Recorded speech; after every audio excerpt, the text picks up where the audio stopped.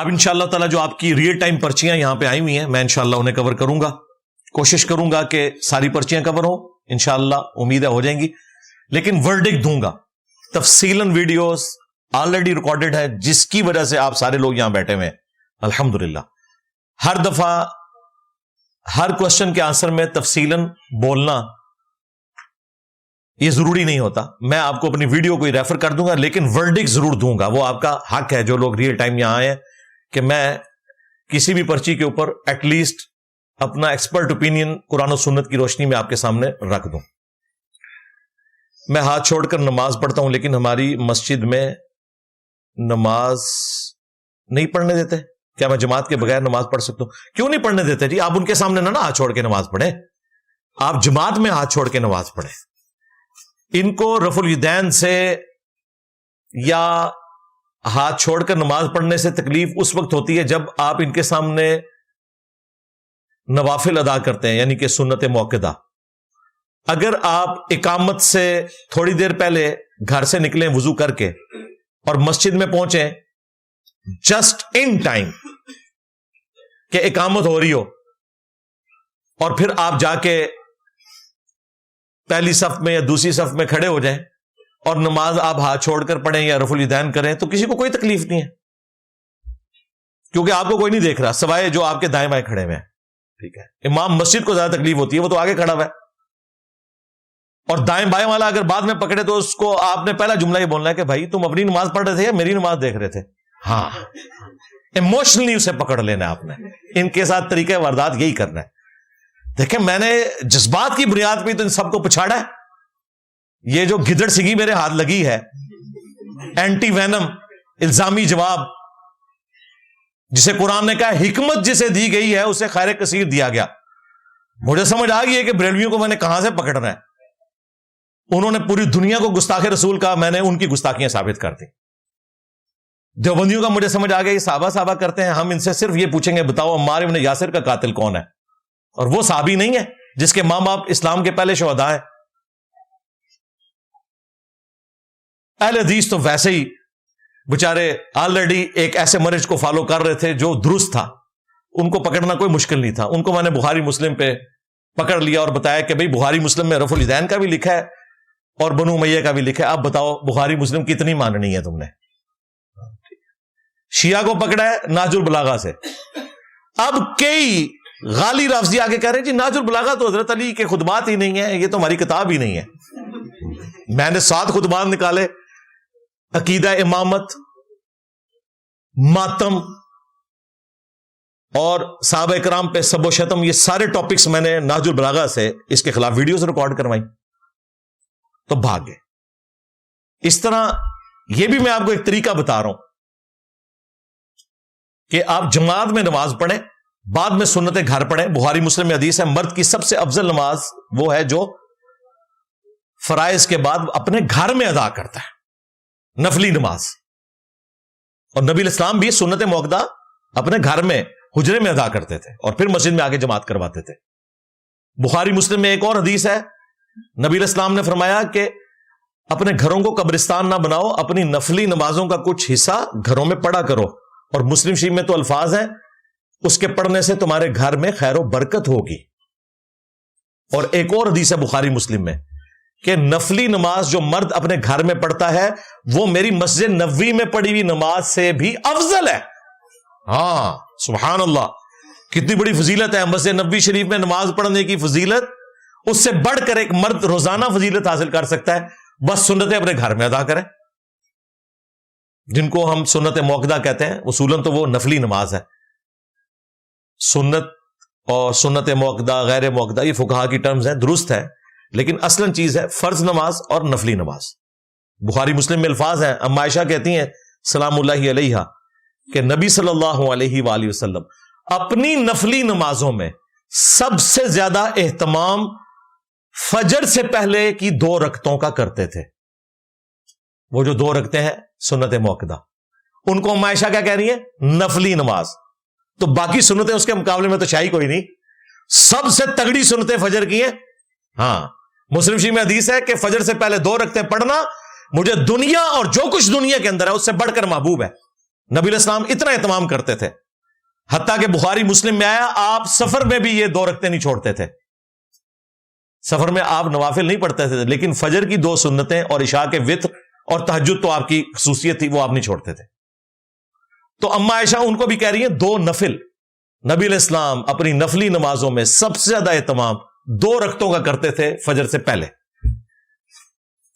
تو وہ بھی نفلی نماز ہے، اس کو گھر میں پڑھیں اور فضیلت کمائیں. اور یہاں پر بھی آپ نوافل گھر پڑھیں. مولویوں کے ساتھ پنگا نہیں ہے چنگا، ہاں ضرورت ہی کوئی نہیں ہے. ان کو اپنی اسی تکلیف میں مرنے دیں. ہاں ان کی قسمت میں اب رونا لکھا ہوا ہے قیامت تک کے لیے. آپ بس انجوائے کریں، اپنی نماز پڑھیں، کوئی کسی سے بحث کرنے کی ضرورت نہیں. اور کوئی تنگ کرے سیدھا جا کے تھانے اپلیکیشن دیں.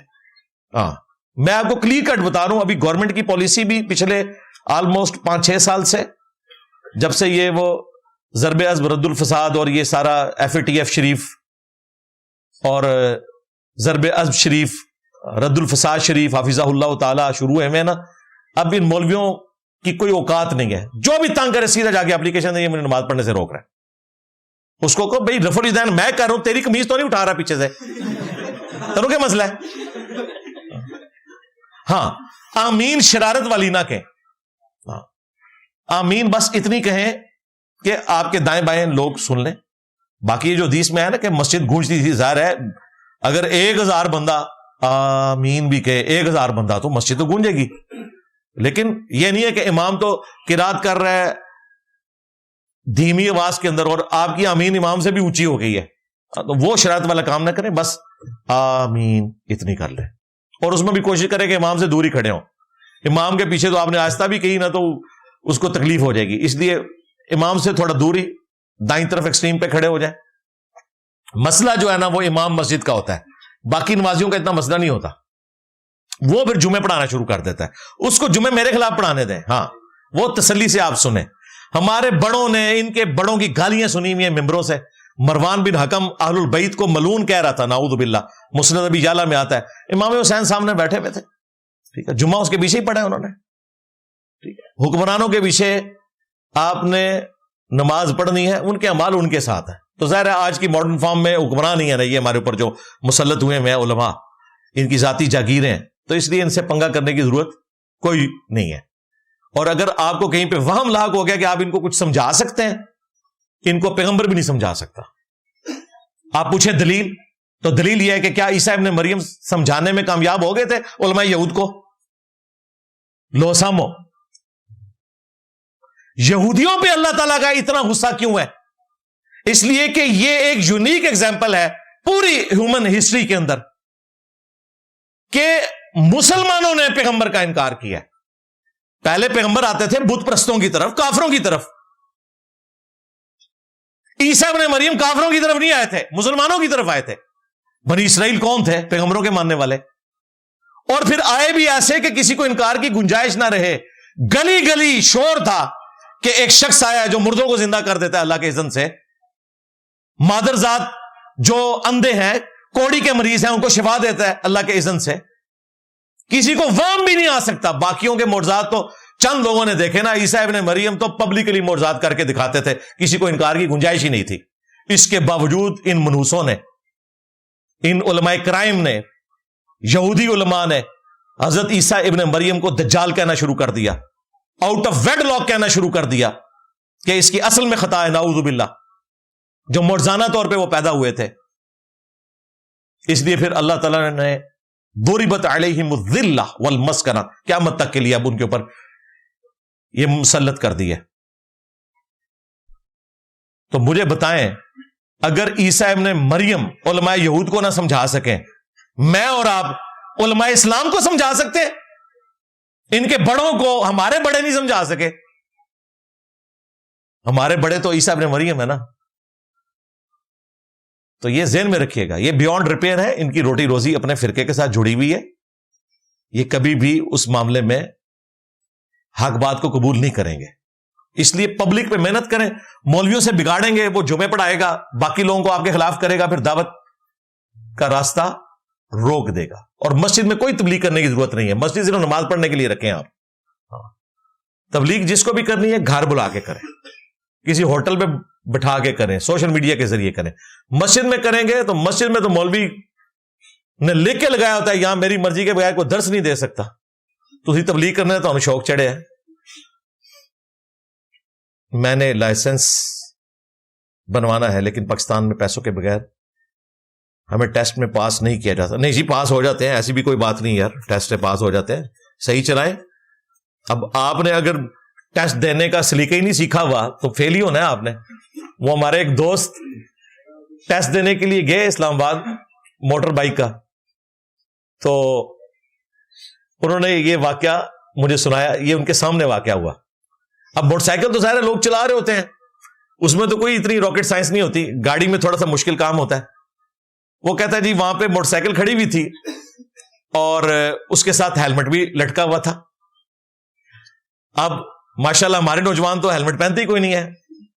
اس نے کیا کیا, موٹر سائیکل سٹارٹ کرنے کے لیے نا وہ شیشے کے ساتھ چونکہ ہیلمٹ لٹکا ہوا تھا, اس نے ہیلمٹ سامنے ٹنکی پہ رکھا, کک ماری, انہیں کک ماری, انہیں کہا آج آپ فیل ہو گئے, کیونکہ اس نے ہیلمٹ پہنا ہی نہیں تھا. اس نے کہا یہی تو ٹیسٹ تھا اس پہ. ہاں تو اسی طریقے سے یہ ٹریفک قوانین میں سمجھتا ہوں خدائی قوانین کے بعد انسانوں نے جو خود قوانین بنائے ہیں ان میں آپ سمجھیں کہ جو ٹاپ کے اوپر قانون ہے نا وہ یہ ٹریفک کے قوانین ہے. کیا ڈیولپ کیے ہیں آج کل, ایئر کریش انویسٹیگیشنز چل رہی ہیں نیشنل جغرافی کے اوپر. دیکھیں کس طریقے سے انسانیت نے لرن کر کر کے ایس او پیز بنائے ہیں اور اس سفر کو اتنا سیف کر دیا کہ ہر وقت دنیا میں 1 لاکھ جہاز اڑ رہے ہوتے ہیں, 1 لاکھ, اور 1 کروڑ کے قریب لوگ ہر وقت ہوا میں ہوتے ہیں. سائنس کی برکت ہے, یہ اوریجنل ہوا میں ہوتے ہیں, یہ غوث پاک والے نہیں, ہاں اوریجنل.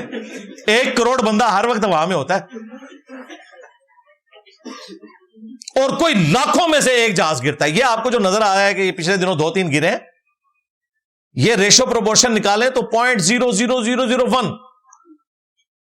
5 لاکھ دفعہ اگر ٹرین چلے یا بس چلے اور اس کے کتنے ایکسیڈنٹ ہوں, اور 5 لاکھ دفعہ اگر جہاز اڑے تو اس کے کتنے ایکسیڈنٹ ہوں, وہاں سے آپ کو ریشو پروپورشن پتا چلے گی کہ دنیا میں سب سے سیف سفر ہوائی جہاز کا سفر ہے. چونکہ وہ ہائی لائٹ اس لیے ہو جاتا ہے کہ بچتا کوئی نہیں نا, اس لیے, ورنہ ادروائز سب سے سیف سفر ہے. تو یہ انسانیت نے لرن کیا ہے نا, محنت کی ہے نا, تو آپ ٹریفک قوانین سیکھیں اور اس کے بعد اس پہ محنت کریں, انشاءاللہ تعالیٰ پاس ہو جائیں گے. ہم آپ کے لیے دعا کرتے ہیں. کیا آپ صلی اللہ علیہ وآلہ وسلم کو سلام بھیجا جا سکتا ہے؟ اگر بھیجا جا سکتا ہے تو کیسے بھیج سکتے ہیں؟ دیکھیں کمزور روایتیں ہیں سپورٹیو یہاں سے جو ہم لوگوں کو کہہ دیتے ہیں, ہم تو نہیں کہتے, ہمیں تو کہنے کی ضرورت نہیں, ہم تو خود سلام بھیجتے ہیں. بخاری مسلم میں الفاظ ہیں, جب تم نماز میں پڑھو گے السلام علیک ایھا النبی ورحمۃ اللہ وبرکاتہ, السلام علینا وعلی عباد اللہ الصالحین, تو زمین و آسمان میں ہر نیک بندے تک تمہارا سلام پہنچ جائے گا. تو ہمیں تو ضرورت ہی نہیں بھجوانے کی, پہنچ رہا ہے. مسلم شریف میں حدیث ہے جو اذان کا جواب دے اور دروشی پڑھے اور الوسیلہ والی دعا مانگے جو بخاری میں آئی ہے, میری شفاعت اس کے لیے حلال ہو جائے گی. اللہم اجعلنا منہم, اللہم صلی علی محمد وعلی آل محمد.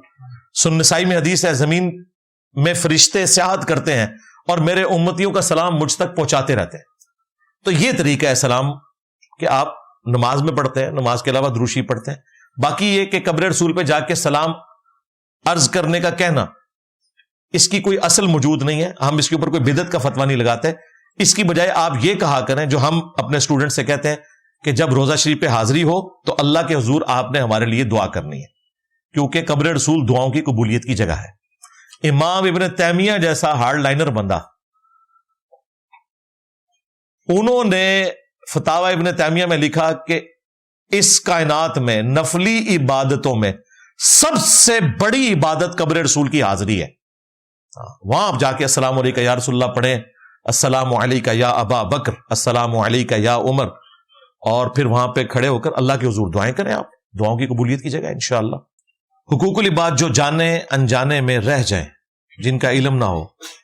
علم تو ہوتا ہے جی, ایسی بات نہیں ہے, ہر بندے کو پتا ہوتا ہے کہ اس نے کس کے ساتھ کیا زیادتی کی ہوئی ہے.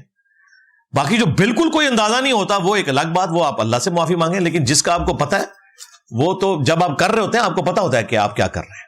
بخاری شریف میں حدیث ہے اگر کسی کے ساتھ کوئی اس طرح کا لین دین کا معاملہ ہے یا حقوق العباد کا معاملہ، وہ دنیا میں کر لو، آخرت میں تمہیں نیکیاں دینی پڑیں گی، درم و دینار نہیں ہوں گے۔ اور مسلم شریف میں حدیث ہے، جانتے ہو مفلس کون ہے؟ صحابہ نے کہا کہ ہم تو مفلس اسی کو سمجھتے ہیں کہ جس کے پاس دنیا کا متاع نہ ہو۔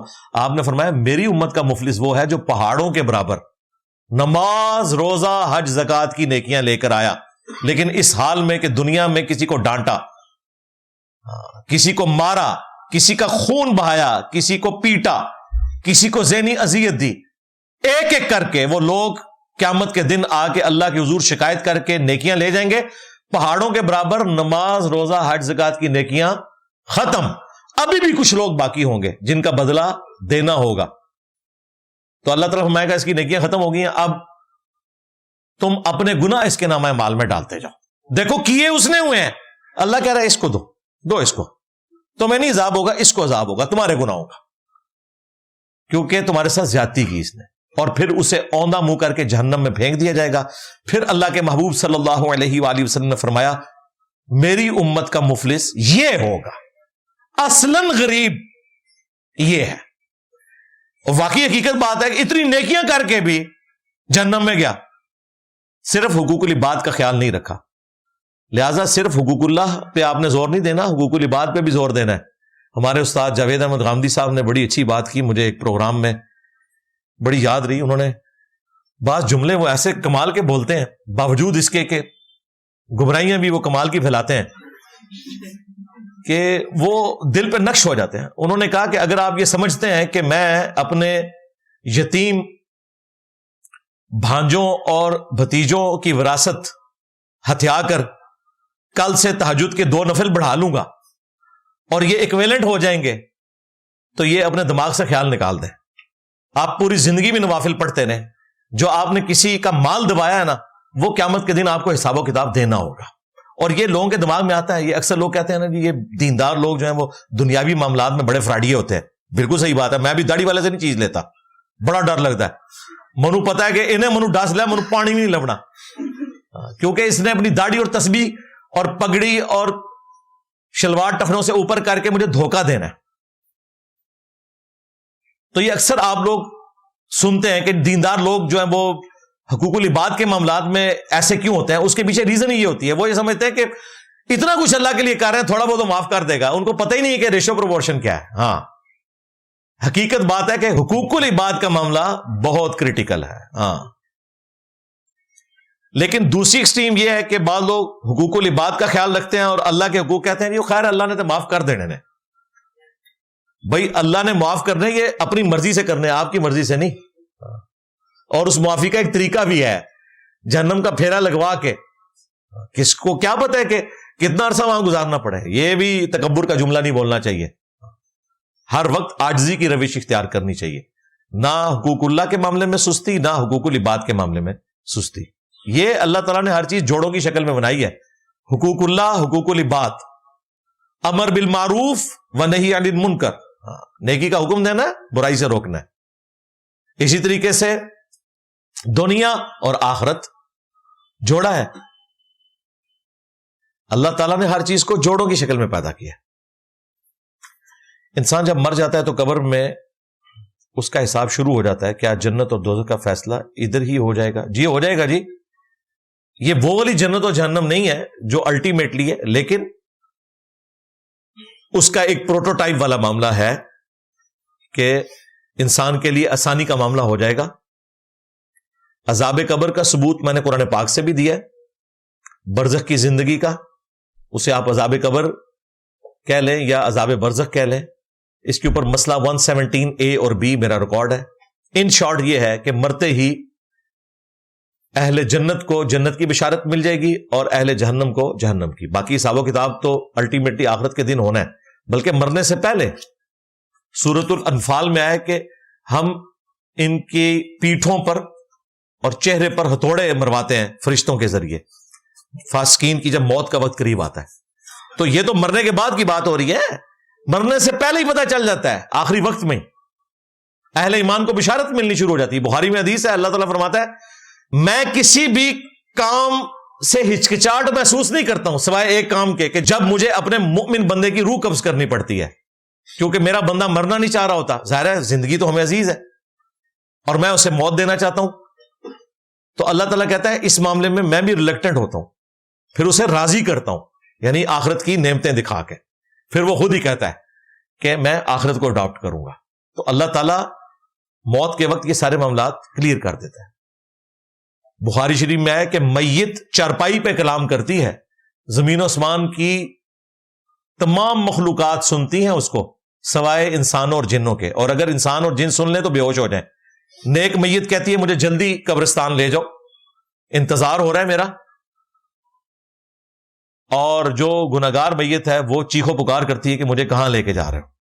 تو یہ بڑا کریٹیکل معاملہ ہے.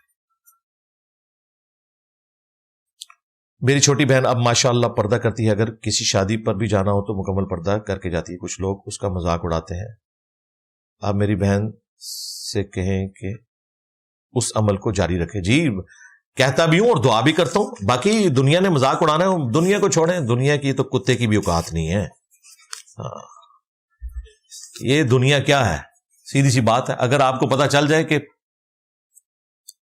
اگلا سنڈے آپ کو نصیب نہیں ہوگا, یہی 7 دن تیاری کر لیں, تو دنیا کا کوئی شیطان آپ کو برائی نہیں کروا سکے گا, اور آپ کا کوئی قریبی سے قریبی رشتہ بھی آپ کو کسی غلطی کے اوپر ابھار نہیں سکے گا. ظاہر آپ آخرت اورینٹڈ ہو جائیں گے. اور یہ تو میں نے بہت لمبی ڈیٹ دے دی ہے, اگلے لمحے کا نہیں پتا. اس لیے وَلَا تَمُوتُنَّ إِلَّا وَأَنْتُمْ مُسْلِمُونَ, دیکھنا تمہیں موت نہ آئے مگر اس حال میں کہ تابع فرمان ہو کر مرنا, سر تسلیم خم کر کے. تو اللہ تعالیٰ ایسی بچیوں کو استقامت دے, بچوں کو استقامت دے جو ماں باپ اور معاشرے کے پریشر کے باوجود داڑھی رکھ لیتے ہیں, حجاب کر لیتے ہیں.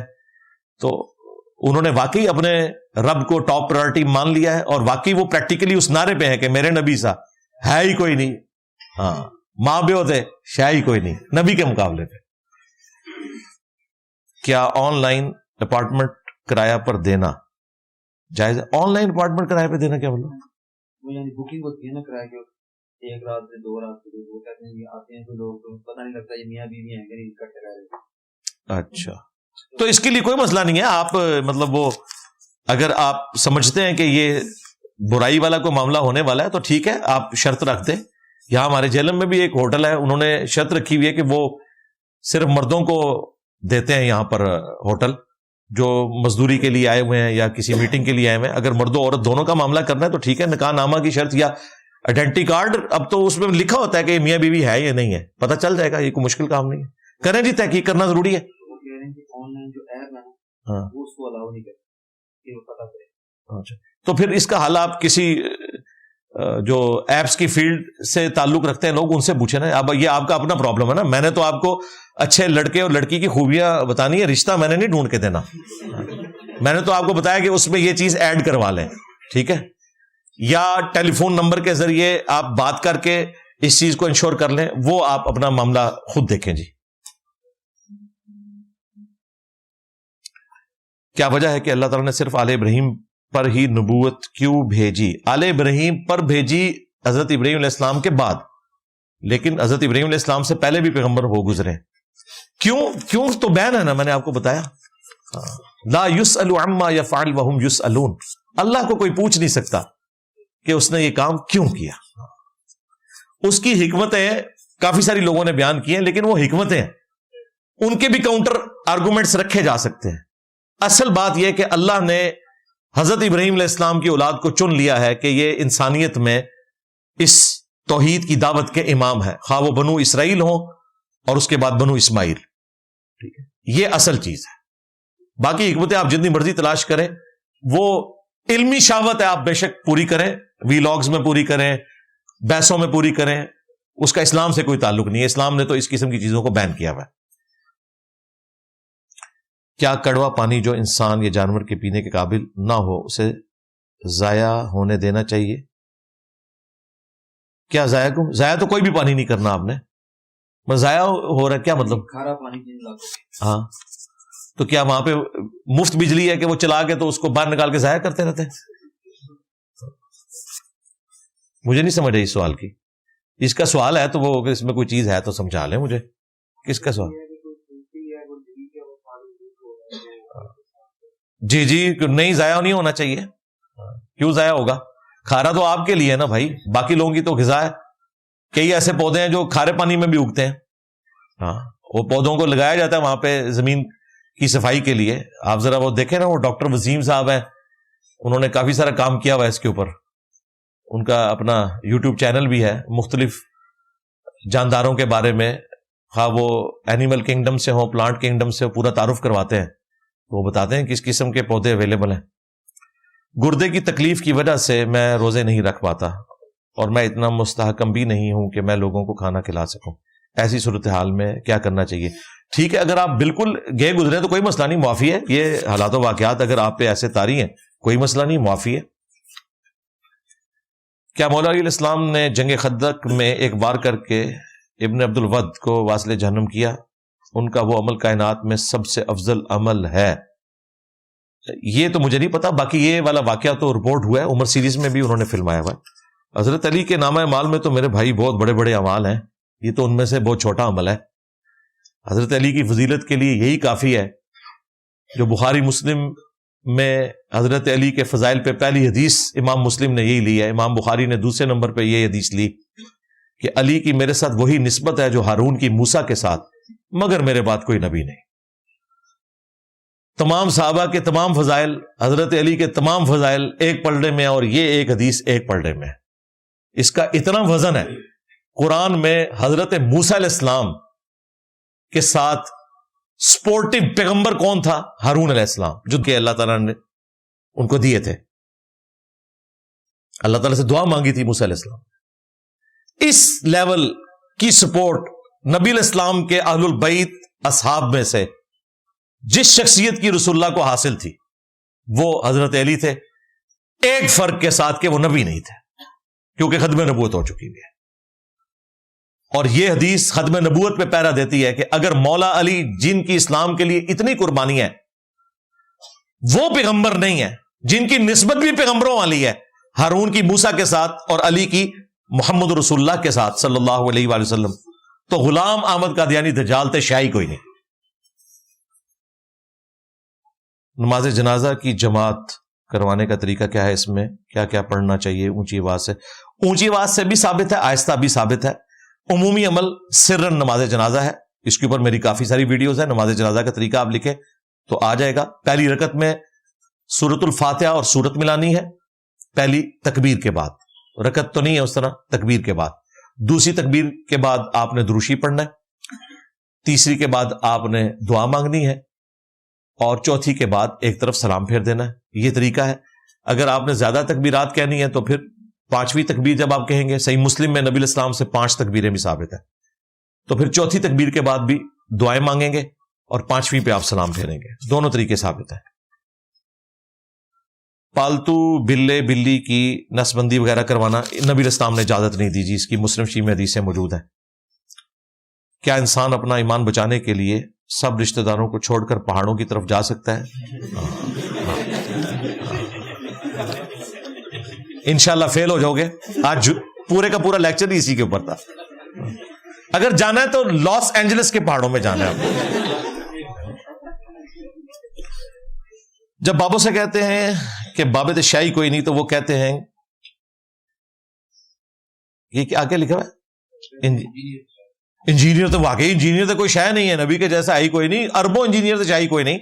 اس میں کون سا مسئلہ ہے؟ رہا معاملہ اس شعر کا، تو یہ شعر خود کہتے تھے. آپ کو یہ جھوٹی کہانی انہوں نے منسوب کی ہوئی ہے عبد القادر جیلانی کی طرف، بعض لوگوں نے عمر بن عبد العزیز کی طرف، اور یہ ایسی جھوٹی کہانی ہے جس پہ کم از کم بریلوی دیوبندی اہل حدیث کے مولویوں نے اتفاق کیا ہوا ہے. اجماع نہیں ہے، یہ تو فراڈ ہے نا. اجماع کی تو ڈیفینیشن ہی ڈیفرنٹ ہے کہ جی بڑے سے بڑا غوث قطب ابدال ہو، کسی صحابی کے گھوڑے کے قدموں کی خاک کے برابر نہیں ہے، کہتے ہیں نا، حالانکہ فراڈ ہے. ایک عام مومن کی حرمت کعبے سے بڑھ کر ہے، اور آپ کہہ رہے ہیں کہ صحابی کے گھوڑے کے قدموں کی خاک، ایک جانور کے قدموں کی خاک کے برابر آپ ایک مومن کو کرتے ہیں؟ نہیں نہیں، بالکل نہیں. کوئی بھی مومن کسی صحابی کے گھوڑے کے قدموں کی خاک نہیں ہے. توبہ توبہ کریں، اللہ سے ڈر جائیں. جانور تو وہ ہیں جو باغی ہیں، اولئک کالانعام بل ہم اضل. اہل ایمان کی تو بڑی شان ہے، ان کی حرمت تو کعبے سے بڑھ کر ہے. آپ کہہ رہے ہیں صحابی کے گھوڑے کے قدموں کی خاک. چلے for the sake of argument ہم نے مان لیا. تم تو کہتے تھے کہ غوث، کتب، ابدال، تمام محدثین، تمام مفسرین، تمام تابعین، تبا تابعین، یہ حضرت واشی کے گھوڑے کے قدموں کی خاک نہیں. اور بعض اپنے ماموں کو بچانے کے لیے کہہ دیتے حضرت معاویہ کے قدموں کی خاک یا ان کے گھوڑے کے قدموں کی خاک نہیں. یہ کہانی انہوں نے بنائی ہوئی ہے. تو تم تو یہ کہتے تھے کہ تابعین جو ہیں وہ صحابہ کے گھوڑے کے قدموں کی خاک کے برابر نہیں ہے. ہم تو کہہ رہے ہیں نبی کے جیسا ہے ہی کوئی نہیں. تیرے بابے تھے شاہی کوئی نہیں. تم تو کہتے تھے کہ صحابی کے گھوڑے جو جانور ہے اس کے قدموں کی خاک جیسا ہے ہی کوئی نہیں. غوث، کتب، ابدال تھے شاہی کوئی نہیں. یہی کہتے تھے نا. تو میرا نعرہ تو بہت سافٹ ہے. تم تو اپنے بزرگوں کو جانوروں سے بدتر سمجھتے تھے. اب کہہ رہے ہو کہ جی کوئی بابے بڑی وڈی شہ نے. تسی آپ کہتے ہو کہ جی وہ کوئی شہ ہی نہیں نے. گھوڑوں کے قدموں کی خاک. کس کے گھوڑوں کے قدموں کی خاک؟ صحابی کے. ہم کہہ رہے ہیں نبی کے جیسا ہے ہی کوئی نہیں. تیرے بابے تھے شاہی کوئی نہیں. اصل میں ان کو چڑ گیا ہے. انہیں پتا چل گیا ہے کہ کام بابوں نے ڈالا ہے اور بابے ایکسپوز ہو گئے. انجینئر صاحب نے لا کے نا رسول اللہ کی ذات کو سامنے کھڑا کیا، بابوں کو فیل کر دیا. ابھی تک کوشش ہو رہی تھی، لوگ دوسرے فرقوں والوں کو سمجھاتے تھے تو قرآن و حدیث کے حوالے دے کے سمجھاتے تھے. وہ قرآن و حدیث سنتے ہی نہیں تھے. وہ کہتے تھے یہ تو وابیوں والی بات ہے. میں نے ان کی آکاش بیل اتار لی ہے. سیدھا وہی فتوا جو انہوں نے رکھا ہوا تھا نا، میں نے ان کے منہ کے اوپر وہ کالک مل دی ہے. نہ میں وابی، نہ میں بابی، میں ہوں مسلم علمی کتابی. بھائی ہم تو خود بابیوں کو صحیح سمجھتے اور تمہیں بابی سمجھتے ہیں. دوئے پراؤ گلے رکھ کے روبو، اور رو بھی رہے ہیں. آپ دیکھ رہے ہیں ہر پلیٹ فارم پہ وہ جو انجینئر کا فتنہ آیا ہے، وہ جیل میں بیٹھا ہوا انجینئر، کوئی کچھ کہتا ہے کوئی کچھ کہتا ہے. وابی اور خادم رضوی کو ہو گئے نا، اندازہ کرو. ایڈا بڑا بلاب. احسان اللہ ظہیر صاحب کی روح تڑپ گئی ہوئے گی اپنے منڈیاں نو ویکھ کے کہ وہ خادم رضوی صاحب کے فضائل بیان کر رہے ہیں، جڑا پوری زندگی بریلویاں مسلمان بھی نہیں سی بنتا. وہ بھی دوسری ایکسٹریم پہ تھا. ٹھیک ہے. تو میں نے نبی علیہ السلام کو سامنے کھڑا کیا کہ بھائی یہ مسئلہ ہے عصمت انبیاء کا، یہ رسول اللہ کی عزت کا مسئلہ ہے. تم نے رسول اللہ کے مقابلے پہ بابوں کو کھڑا کیا ہوا ہے. قرآن حدیث کو بھی بعد میں ہم ڈسکس کریں گے. پہلے اپنا ایمان ثابت کرو. قرآن حدیث مسلمانوں کو پیش کیا جائے گا، کافروں کو نہیں. تم رسول اللہ کے دشمن ہو. تم نے رسول اللہ کے مقابلے پہ ہستیاں کھڑی کی ہیں. کسی نے امام حنیفہ کو کھڑا کیا، کسی نے ابن تیمیہ کو کھڑا کیا، کسی نے عبد القادر جیلانی کو کھڑا کیا، اور اس میں ان بزرگوں کا کوئی قصور نہیں ہے. ہاں اگر کرسچنز نے عیسیٰ ابن مریم کو کھڑا کر دیا، عیسیٰ ابن مریم وجیہن فی الدنیا والآخرہ ومن المقربین ہے. قصور کرسچنز کا ہے، عیسیٰ ابن مریم کا نہیں. لیکن یہ نہیں ہو سکتا کہ جب تم کھڑا کرو اور ہم آڑے ہاتھوں نہ لیں. یہ ہو نہیں سکتا. ہاں وہ تو اللہ نے بھی کہا ہے قل فمن یملک من اللہ شیئا. اے نبی ان سے فرماؤ اللہ کا کوئی کیا بگاڑ لے گا اگر اللہ ارادہ کرے کہ اللہ ہلاک کر دے عیسیٰ ابن مریم کو، ان کی ماں کو، اور جتنے زمین میں. سورۃ المائدہ آیت نمبر 17. توحید کی بات ہوگی تو پھر ننگی تلوار چلے گی. قسطوں پر چیز لینا سود کے لائے گا؟ بالکل نہیں کہلائے گا. ڈاکٹر اسرار صاحب کا یہ موقف غلط ہے. بعض اہل حدیث علماء اور ڈاکٹر اسرار صاحب کا یہ موقف غلط ہے. بعض اہل حدیث علماء اس معاملے میں دوسرے اہل حدیث علماء سے اختلاف کرتے ہیں. رہے حنفی تو وہ تو قسطوں کے کاروبار کو جائز سمجھتے ہیں. علماء عرب وہ تو عرصہ دراز سے قسطوں کے کاروبار کو جائز سمجھتے ہیں. میں نے پچھلے دنوں اسلامک بینکنگ کے اوپر پوری ویڈیو ریکارڈ کرائی ہے. جس حدیث سے انہوں نے غلط رزلٹ نکالا وہ میں نے بتایا کہ وہ حدیث اس طرح نہیں تھی. اس پہ امام ترمذی نے باقاعدہ کامنٹس کیے ہیں. آپ میری ویڈیو جا کے دیکھ لیں، اسلامک بینکنگ، انجینئر محمد علی مرزا. حج کے دوران فیملی کہ ہر بندے کو علیحدہ علیحدہ قربانی کرنی ہوگی یا فیملی کی طرف سے ایک قربانی؟ بھئی حج کی قربانی حج تمتع کے سلسلہ میں ہر بندے کی الگ قربانی ہوگی. چاہے وہ آپ مینڈے کی شکل میں، بکرے کی شکل میں دیں، چاہے آپ اونٹ میں حصے ڈال لیں. 10 تک ثابت ہے، ویسے 7 ڈالیں تو بہتر ہے کیونکہ اس میں اختلاف ہے. نبی علیہ السلام نے 7 ڈالے حج عمرے کے موقع پر، اور گائے میں تو ہے ہی 7 ہیں، لیکن الگ کرنی ہے. لیکن یہ قربانی ہوگی حج تمتع کی. یہ عید قربان کی قربانی نہیں ہوتی. یہ وہ قربانی جس کا قرآن میں ذکر ہے کہ آپ ایک سفر میں حج کے ساتھ عمرے کا فائدہ اٹھا رہے ہیں، تمتع کر رہے ہیں، تو اس پہ ایک اللہ تعالی کی طرف سے قربانی رکھی گئی ہے. حج قران اگر آپ کرتے ہیں تب بھی آپ قربانی کریں گے، حج افراد کرتے ہیں اکیلا حج، اس میں قربانی نہیں ہوتی. بہرحال وہ الگ الگ ہوتی ہے. اگر گائے مل جائے، گائے وہاں ملتی نہیں، ہر ایک کو لادہ ہی دینی پڑتی ہے، کیونکہ زیادہ تر وہاں پہ بھیڑیں اور یہ دمبے وغیرہ ہی ہوتے ہیں. کیا نبی الاسلام کو غیب کا علم تھا؟ اگر نہیں تو پھر بدر کے موقع پر پہلے کیوں تھا؟ نہیں تو یہ ان سے پوچھیں جو کہتے ہیں نہیں. ہم تو کہتے ہیں جو نبی کے لیے علم غیب نہ مانے وہ کافر ہے. نبی تو ہوتا ہی وہ ہے جسے اللہ تعالیٰ علم غیب دیتا ہے، غیب کی خبر دیتا ہے، لیکن جتنی دیتا ہے بس اتنی ہی اس کے علم میں آتی ہے. ہر چیز کا علم صرف اللہ کے ساتھ خاص ہے. ہمارا بریلویوں سے اختلاف ہے، وہ کہتے ہیں ما کانا و ما یکون کا علم، یہ دعویٰ غلط ہے. باقی قرآن میں واضح آیا وما کان اللہ لیطلعکم علی الغیب، اللہ کی شان نہیں کہ تمہیں غیب پر اطلاع دے، ولکن اللہ یجتبی من رسلہ من یشاء، بلکہ اللہ تعالیٰ اپنے رسولوں میں سے جسے چاہتا ہے چن لیتا ہے. تو اللہ تعالیٰ نبیوں کو غیب کا علم دیتا ہے. باقی یہ جو اہل حدیث نے ایک بیچ میں پخ چھوڑی ہے کہ جی وہ غیبی خبر اور چیز ہوتی ہے، علم غیب اور چیز، غلط بات ہے یہ. وہ کہتے ہیں جب نبی کو پتہ چل گیا تو علم غیب ہی نہ رہا. تو میرے بھائی اس ڈیفینیشن کے تحت تو پھر علم غیب اللہ کے پاس بھی کوئی نہیں، کیونکہ اللہ کے پاس ہر چیز کا علم پہلے ہی موجود ہے. جب اللہ کہتا ہے کہ میں چھپی ہوئی باتوں کا جاننے والا ہوں تو اللہ سے تو کوئی بات چھپی ہوئی نہیں ہے، ہمارے ریفرنس سے چھپی ہوئی ہے. لہذا نبی بھی ہمارے ریفرنس سے علم الغیب جانتے ہیں. ہم نے عذاب قبر نہیں دیکھا، صحابہ نے بھی نہیں دیکھا. مسلم شریف میں حدیث ہے میں نے ارادہ کیا کہ دعا کروں تمہیں عذاب قبر سنوا دے، پھر مجھے خدشہ ہوا تم اپنے مردوں کو دفنانا چھوڑ دو گے. نبی اسلام کو عذاب قبر نظر آتا تھا. لہذا صحابہ کرام ہمارے اعتبار سے وہ علم الغیب ہی ہے.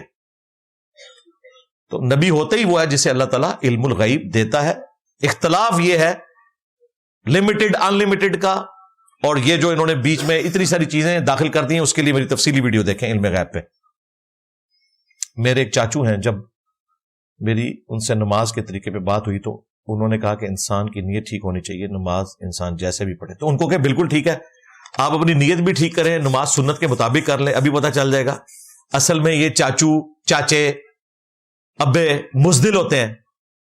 اولاد ان کی نماز نہیں پڑھ رہی ہوتی، کوئی مولوی نہیں آگے کہتا کہ آپ کا بچہ مسجد میں کیوں نہیں آیا، اور بچہ رفع الیدین شروع کر دے، مسجد کمیٹی سمیت مولوی گھر پہنچ جاتا ہے کہ انو کیا ہو گیا جے. اصل مسئلہ یہ ہے ان کا. تو چاچے کو کہیں بالکل نیت ٹھیک ہونی چاہیے، تو نیت ٹھیک کرو نا، اپنی نماز سنت کے مطابق کرو نا. یا طارق جمیل صاحب کی طرح بس یہی کہتے رہنا ہے سب میرے نبی کے طریقے ہیں، عمل کوئی نہیں کرنا ان پہ. عمل کی باری آئے تو ڈرپوک، اسے کو بھائی ٹھیک ہے ہمت کرو نا. آج کل تو دیوبندی یہی ورژن دے رہے ہیں کہ سارے طریقے ہم کہتے ہیں پھر عمل کریں. ہاتھ چھوڑ کے بھی، آپ تو کہہ رہے ہیں ہاتھ چھوڑ کے بھی نماز ثابت ہے جی، کرو نا عمل. عمل کرتے ہی نہیں ہے، جو کرتے ہیں ان کو کہتے ہیں کہ جی سنت ہی ہے نا اس کو چھوڑ دو، اور جو کر رہے ہیں ان کو تو کرنے دو یار. یہ ساری ڈرامہ بازی ہے ان کی. ان کو کہ آپ ذرا شروع کریں، آپ بھی اس سنت پہ عمل کریں. پیلی چپلیں پہنی ہوئی ہیں، یہاں جیبیں بنوائی ہوئی ہیں مسواک کے لیے، جب رفع الیدین کی باری آتی کہتے سنت ہی ہے نا. تو اسی کولوں سنتا بنا کے اتنی پکیاں پکڑیاں نے، جیڑی پکی ٹھکی سنت ہے رفع الیدین، اس کا مذاق اڑاتے ہو. کبھی مکھیاں مارنا کہتے ہو، کبھی کہتے ہو بغلوں میں بت رکھ کے آتے تھے. تو دیکھ لو پھر اللہ نے کتنی بڑی بلا تھوڑے چھڑ دیتی ہے. میرا نبی سا ہے ہی کوئی نہیں، تیرے بابے تھے شے ہی کوئی نہیں. جو شخص حدیث کو نہ پڑھے اور صرف قرآن کو پڑھے اس کا دین نامکمل ہوگا. حدیث مجموعی شکل میں پہلی دفعہ نبی الاسلام کے انتقال کے تقریباً 140 سال کے بعد آئی. اور یار یہ ساری وہ غامدی صاحب والی باتیں ہیں نا، موطا امام مالک. غامدی صاحب سے متعلق 20 کوسچنز میری ویڈیو دیکھ لیں. حدیث کا ریٹن ریکارڈ بعد میں آیا. یہ پتہ کیا ہے، یہ ڈرامہ بازی ایسی ہے کہ اگر آپ مجھے کہیں کہ جی قرآن کا پہلا ترجمہ تو 8 سے 200 سال پہلے ہوا، اس کا کیا مطلب ہے کہ قرآن پہلے موجود نہیں تھا، یا پہلے لوگوں کو اس کا ترجمہ نہیں آتا تھا؟ یہ مطلب ہے اس کا؟ نہیں، پبلکلی آیا. اسی طریقے سے احادیث کی انٹرنیشنل نمبرنگ 8 سے 40-50 سال پہلے ہوئی ہے. تو اس سے پہلے کیا بخاری مسلم میں حدیثیں نہیں لکھی ہوئی تھی؟ ان کو نمبر لگائے گئے، قرآن کی آیات کو نمبر لگے، پہلے نہیں تھے نمبر ہوتے. تو حدیثیں موجود تھی سینہ بسینہ. قرآن کے نسخے بھی بعد میں آئے ہیں. یہ اگر ہارون رشید کاغذ کی سند نہ لے کے آتا چائنا سے تو آج آپ کے پاس قرآن بھی نہیں ہونا تھا. قرآن بھی زبان ہی چلتا تھا. جب کھجوروں کی چھال کے اوپر، کپڑے کے اوپر، چمڑے کے اوپر، ہڈیوں کے اوپر، اونٹ کے شانوں پر قرآن لکھنا پڑے تو ایک پورا کمرہ چاہیے تھا قرآن رکھنے کے لیے. کاغذ کوئی نہیں تھا بھائی اس زمانے میں. تو جب یہ سند آئی ہے تو پھر یہ چیزیں ریٹن فارم میں آنا شروع ہوئی ہیں. حدیثیں پہلے سے موجود تھیں بھائی. باقی جو سنت اور حدیث کا فرق کرتے ہیں اس کے لیے میری وہ ویڈیو دیکھ لیں آپ. کاروبار کی صورت میں نامحرم عورت آئے تو اسے کیسے ڈیل کرنا چاہیے؟ نظریں جھکا کر ڈیل کریں آپ، بالکل ٹھیک ہے. ہاں کوئی درزی ہے تو وہ ناپ خود نہ لے بھائی، ہاں یہ بات غلط ہے. ان کو کہ ناپ والی قمیض دے دیں یا اپنے کپڑے دے دیں، اور اگر وہ ناپ کچھ اس طرح کروانا چاہتی ہیں تو ان کو اینچی ٹیپ دیں، وہ خود ناپ کے دے دیں گے. اس میں کون سا مسئلہ ہے؟ کیا میں 11ویں شریف کا چندہ لے کر رکشے کا کام کروا سکتا ہوں؟ بھائی یہ حرام خوری ہے، ہاں غلط ہے. 11ویں شریف کا چندہ اکٹھا کرنا ہی غلط ہے، تو آگے تو اس کی کرولری ساری کی ساری غلط ہوگی نا. ہاں 11ویں کے نام پہ چندہ نہ اکٹھا کریں آپ. اور باقی اس طریقے سے کوئی کسی مزار پہ جا کے چندہ باکس چوری کر لے، یہ بھی غلط ہے. ہاں یہ اس طرح کی قانون کو ہاتھ میں نہیں آپ نے لینا. نبی علیہ السلام چاہتے نا تو ایک رات میں حضرت علی، حضرت عمر، حضرت حمزہ، 3 شیر تھے نا، ان کو راتوں رات بھیجتے، کعبے کے سارے بت توڑوا دیتے. توڑوائے؟ نہیں توڑوائے. کیوں؟ فتنہ کھڑا ہوتا ہے. جب اللہ نے طاقت دی فتح مکہ کے بعد توڑوائے.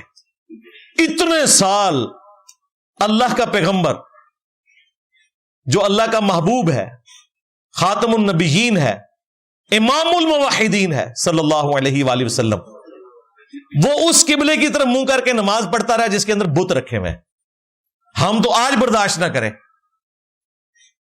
لیکن نبی اسلام نے برداشت کیا، کیونکہ اللہ تعالیٰ نے یہی سکھایا تھا کہ آپ نے اس معاملے کو کس طریقے سے لے کے چلنا ہے. فتح مکہ ہوئی ہے آپ کی وفات سے 3 سال پہلے، پوری زندگی اسی کی طرف منہ کر کے نماز پڑھتے رہے. اندر بت ہے، کعبے کی دیوار ستھرا ہو جاتی ہے، پھر بھی ایک روحانی طور پہ تو ایک عجیب چیز ہے. 360 بت رکھے ہوئے، تو آپ نے گریلا وار کر کے ان کو نہیں توڑوایا، کیونکہ پھر وہ اس کا منطقی انجام دعوت کولیپس کر جاتی.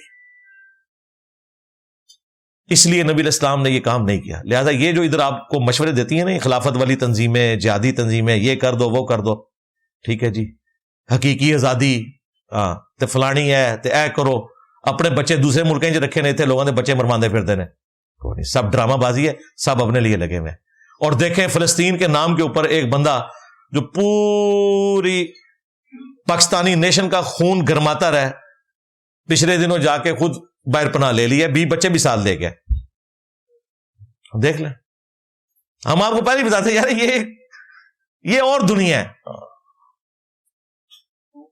بچپن سے احادیث سنتے آ رہے ہیں کہ جس کی نماز پوری نہ ہوئی فرائض اس کے کھاتے میں نوافل کو ڈالا جائے گا. جی حدیث ہے، ابو داؤد میں حدیث ہے کہ جس کے فرائض میں کمی نکلی تو اللہ تبارک و تعالیٰ فرشتوں سے کہے گا کہ نوافل اس کے تولو، اور اس کے ایکویلنٹ اس کو اللہ تبارک و تعالیٰ اکوموڈیٹ کر لے گا. اس لیے نفلی باتیں ہونی چاہیے. ہم تو الحمدللہ پورا اہتمام کرتے ہیں کہ سنت موقدہ کی 12 کی تعداد رات کو سونے سے پہلے پہلے پوری کریں. بالکل ایسا ہی کرنا چاہیے.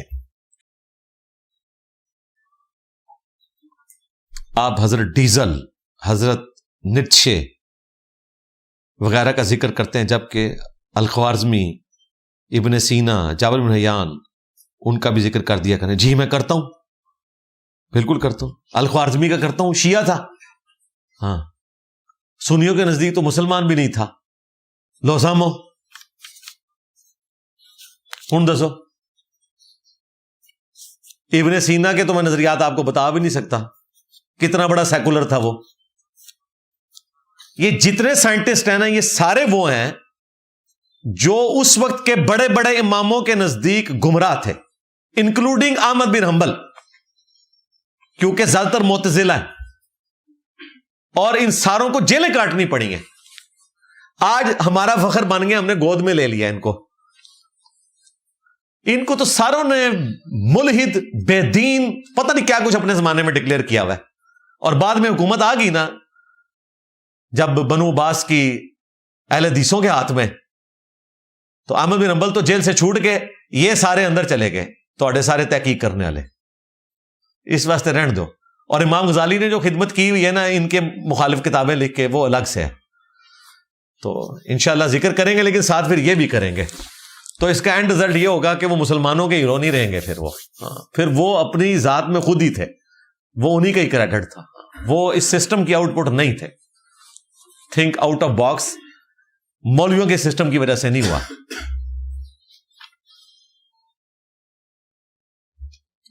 میں ایزی پیسہ کیش کا کام کرتا ہوں, جس میں کیش ٹرانسفر کرنے کے سروس چارجز لیتا ہوں. کچھ لوگوں کا کہنا ہے یہ سود کی شکل ہے. نہیں, سود کی شکل نہیں ہے. جو گورنمنٹ نے اس کمپنی کو الاؤ کیا ہے کہ آپ نے اتنے سروس چارجز لینے ہیں, پیسے کو یہاں سے وہاں ٹرانسفر کرنے کے, یہ سود نہیں ہے. یہ پیسے کے بدلے پیسہ نہیں ہے, یہ ڈاک کے پیسے ہیں بھائی. Service charges. اس کی وجہ یہ ہے کہ ڈاک کا محکمہ سیدنا عمر کے دور میں تھا, جب کوئی خط ایک جگہ سے دوسری جگہ لے کے جاتا تھا تو پیسے بھی ایک جگہ سے دوسری جگہ ٹرانسفر کیے جاتے تھے, تو ڈاکیا رکھا ہوا تھا نا. اسی کی ماڈرن فارم یہ سافٹ کرنسی ہے کہ ایک آپ کے پاس سینٹرل پوائنٹ اویلیبل ہے, وہاں سے آپ پیسے ٹرانسفر کر دیتے ہیں دوسری جگہ. اب آپ کہیں گے وہ وہیں پہ کھڑا ہوا ہے, وہاں سے ہلا نہیں ہے, کوئی محنت نہیں ہوئی ہے. وہ یار ان چکروں سے باہر نکلے ہیں. محنت تو کئی چیزوں میں آج کل نہیں ہو رہی ہے, انٹلیکچوئل ان پٹ ہے, ٹیلنٹ ہے, تو آج کل کی محنت یہی ہوتی ہے.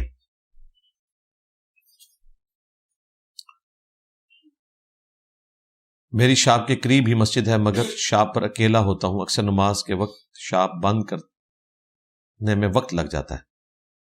تو کیا مطلب ہے, یہ اسلامک ریپبلک آف پاکستان ہے, آپ اس طریقے سے کھول کے چلے جایا کریں, کوئی نہیں, کوئی مسئلہ نہیں ہے. ہاں, پہلے نماز نہیں پڑھتا تھا, مگر اب شاپ پر وقت سے نماز پڑھ لیتا ہوں. کیا یہ مناسب ہے؟ نہ پڑھنے سے بہتر ہے. بھائی میرے, جماعت سے ہی نماز پڑھیں. آپ وضو بنا کے رکھ لیا کریں. نماز آپ کے قریب تو ہوگی بھی حنفیوں کی مسجد, نماز کون سی ان کی 5 یا 6 منٹ کی ہونی ہے, اس میں کون سی آپ نے صلاۃ و تسبیح پڑھنی ہے جا کے. تو جماعت سے ہی نماز پڑھیں. مرد کے لیے ضروری ہے کہ وہ جماعت کے ساتھ جا کے نماز پڑھے. تو اس پہ غور و تفکر کریں, کوئی حل نکالنے کی کوشش کریں, یا آپ کوئی چادر لٹکا لیں, اس پہ وقفہ برائے نماز لکھ لیں, کوئی ایسا مسئلہ نہیں ہے. افغانستان میں طالبان بہت زیادہ سختی کر رہے ہیں, خاص طور پر عورتوں پر. اسکول نہیں جانے دیتے, نہ کالج نہ یونیورسٹی. کہتے ہیں کہ عورت کی تعلیم شریعت کے خلاف ہے. ان کی شریعت کے خلاف ہے نا, یہ وعدہ خلاف ہیں جی. انہوں نے قطر میں ایگریمنٹ کیا تھا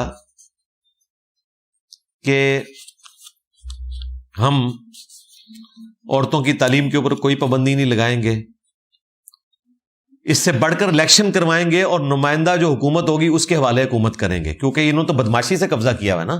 یہ تو رجیم ہے جو قابض ہوئی ہوئی ہے. افغان عوام تو بیچارے مظلوم ہیں. پہلے وہ امریکہ کی غلامی میں تھے, اب ان کی غلامی میں.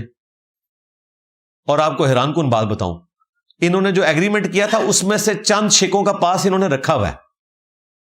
مثلا انہوں نے کہا تھا کہ ہم اپنا جو جہاد ہے ایکسپورٹ نہیں کریں گے, کیونکہ یہاں پہ لوگ ہمیں پٹیاں پڑھاتے تھے نا کہ طالبان جیسے ہی آئیں گے نا, کشمیر کو بھی آزاد کرائیں گے, فلسطین کو بھی. تو اللہ کے فضل سے طالبان اس پہ قائم ہے کہ نہ فلسطین کے حق میں کوئی بات کریں گے, نہ کوئی اقدام کریں گے, اور نہ کشمیر کے حق میں. کشمیر کے تو خلاف ہیں, جا کے انڈیا کی گود میں بیٹھ گئے, جو بخاری مسلم میں آیا کہ بت پرستوں سے دوستیاں گانٹھیں گے, مسلمانوں کو قتل کریں گے. تو بالکل خوارج والی نشانیاں ان میں موجود ہیں. اس عہد کے وہ پابند ہیں. اور دوسرا حیران کن, میں آپ کو ایک بات بتاؤں, ابھی یہ جو ہبت اللہ ہے نا, ان کا جو امیر, ہیبت اللہ نہیں ہے یہ, ہبت اللہ, اللہ کا تحفہ مسلط تو ایسا ڈیتے. اچھا, یہ ہبت اللہ جو ہے نا, اس نے ابھی بیان جاری کیا عید کے موقع پہ, ہر سال نکالتا ہے. تو آپ دیکھیں ان کی کتنی کٹر دوستی ہے امریکہ کے ساتھ, کیونکہ آج بھی امریکہ ان کو فنڈنگ کرتا ہے.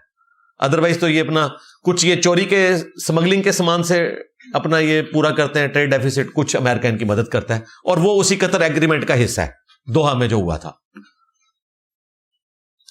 تازہ جو اس کا اس عید پہ 1447 ہجری چھوٹی عید کے اوپر بیان آیا نا, اس میں اس نے پاکستان کو دھمکی لگائی ہوئی ہے کہ ہم نے تو نیٹو کو شکست دی تھی، تو پاکستان کیا چیز ہے؟ امریکہ کا نام بھی نہیں لیا. پہلے انہوں نے سارے چندے اسی پہ اکٹھے کیے کہ ہم دنیا کی سب سے بڑی طاقت امریکہ سے لڑ رہے ہیں. یہاں لوگوں کا دماغ خراب کیا اینٹی امریکہ نعرے لگا کے. وہی نا، ہم کوئی غلام ہے، ایک کو کچھ نہیں. ہاں اچھا، اور اس میں کیا، مولانا فضل الرحمان صاحب، ان کی تو وہ لیک ہوئی تھی، انہوں نے امریکن سفیر کو کہا تھا کہ ہمیں بھی کبھی چیک کریں. جی آپ واقعی غلام ہیں، آپ مانیں نہ مانیں آپ سب غلام ہیں، کوئی شک نہیں.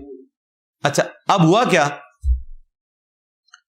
اس بیان میں انہوں نے کہا کہ نیٹو کو ہم نے شکست دے دی ہے، تو پاکستان کیا چیز ہے؟ کہنا چاہیے تھا ہم نے امریکہ کو شکست دی ہے. نیٹو اس لیے کہ آج کل نیٹو اور امریکہ کی آپس میں بن نہیں رہی، تو ان کو پتا ہے کہ ہمارے جو شیطان بزرگ ہیں نا، یہ شیطان بزرگ امام خمینی نے نام رکھا تھا، تو وہ ناراض ہو جائیں گے، اس لیے انہوں نے امریکہ کا نام نہیں لیا، نیٹو کا نام لیا. یہ باریک واردات آپ دیکھا کریں، یہ اتنا ڈرتے ہیں. یہ جو کہہ رہا تھا نا یہ شام کے، جی میں ٹرمپ کے ناشتے میں وہاں اسلام کا مقدمہ بیان کرنے گیا ہوں، اس کو ادھر تو نہیں کیا، ادھر کر دے ذرا ٹرمپ کا نام لے کے. نیتن یاہو کا نام لیں گے، ٹرمپ کا نام لے کے مقدمہ بیان نہیں کریں گے. کیوں؟ اس کو انہوں نے سرٹیفکیٹ دیا کہ آپ اہل حدیث کی یہاں تنظیم چلا سکتے ہیں. جیسے ہی بیان وہاں پہنچا، وہ اہل حدیثی تنظیم بڑھ جائے گی. یہ اتنی باریک وارداتیں ڈالتے ہیں اور ہم خوش ہو رہے ہوتے ہیں. اور میں چونکہ باریک وارداتیں پکڑتا ہوں، اس لیے پھر مجھ سے تکلیف ہوتی ہے ان کو. اور یہ بھی یار کہانی ہے بیچارے، جی وہ رشیا کا قبرستان بن گیا، امریکہ کا قبرستان بن گیا. رشیا ادھر ہی سپر پاور ہے، امریکہ ادھر ہی سپر پاور ہے، قبرستان بن گیا افغانیوں کا. لاکھوں مسلمان شہید ہوئے افغانستان میں، جنازہ نکل گیا مسلمانوں کا، ہم خوش ہوتے رہے. آج بھی جنازہ ہمارے ہی نکل رہا ہے، ہم خوش ہوتے رہے. امریکہ تو 20 سال جو کچھ ٹھوک کے کرنا تھا وہ کر کے چلا گیا. ابھی بھی اس کا خرچہ نہ ہو رہا تھا تو اس نے ابھی بھی نہیں سے جانا.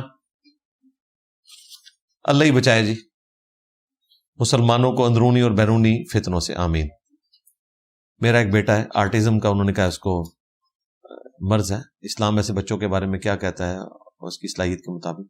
اسلام یہی کہتا ہے کہ تعلیم دلوائیں آپ. جس طرح اسپیشل بچے ہوتے ہیں ان کے باقاعدہ اسکول بنے ہوئے ہیں. ابھی تو چیف منسٹر نے یہاں پہ اناؤنسمنٹ بھی کی ہے اس حوالے سے، کوئی بڑے پیمانے کے اوپر کوئی اسکولنگ کا نظام ان کا پنجاب لیول پہ شروع کر رہے ہیں. اور وہ انہوں نے کہا کہ جی چونکہ میرے گھر میں یہ کیس موجود تھا، ان کا کوئی بھانجا ہے غالباً، اس کو بھی یہی مرض ہے، تو ان کا ہم نے اس تکلیف کو دیکھا ہے. ہمارے محلے کی مسجد میں 2 امام ہیں، ایک قرآن کا حافظ ہے، دوسرا نہیں ہے. گورنمنٹ کی طرف سے 25,000 ملا ہے، ان دونوں کی لڑائی ہو گئی.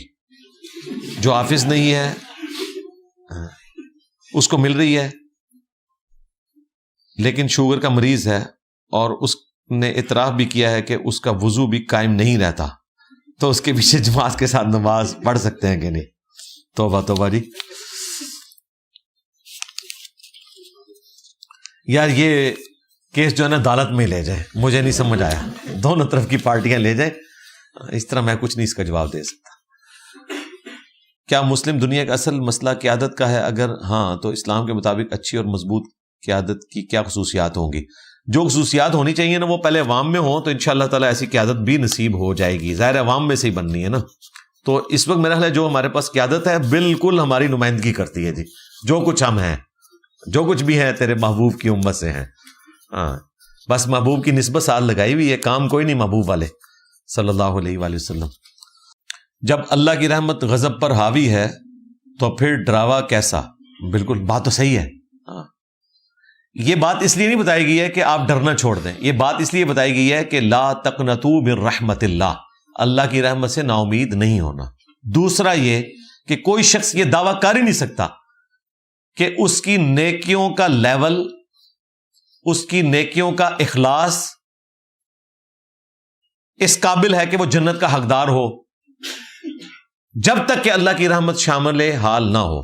تو اس لیے اللہ کی رحمت کا شامل حال ہونا، اس کے غضب پر بھاری ہونا ہمیں اعمال کے باوجود چاہیے. بخاری مسلم میں حدیث ہے، نبی علیہ السلام نے فرمایا محض کوئی شخص اپنے اعمال کی بنیاد پہ جنت میں نہیں جا سکتا. ایک صحابی نے جرت کر کے پوچھ لیا یا رسول اللہ آپ بھی نہیں جا سکتے جنت میں اللہ کی رحمت کے بغیر؟ تو نبی علیہ السلام نے فرمایا ہاں میں بھی، جب تک کہ میرے رب کی رحمت مجھے ڈھانپ نہ لے. یہ نبی کا ہی جگر ہے جی.